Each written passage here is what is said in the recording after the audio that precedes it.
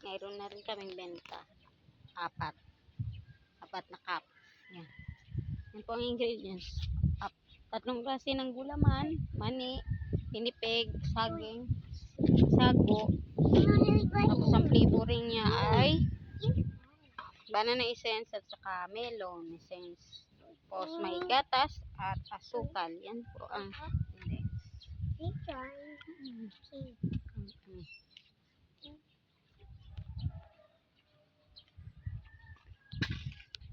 bulinggit kay kisal. Ay, kamabitawan. Yan. Sabi mo, hi. Hi. Hello. No. Bili na. Bili. Bili na. Bili na kayo. Yan. Yan po.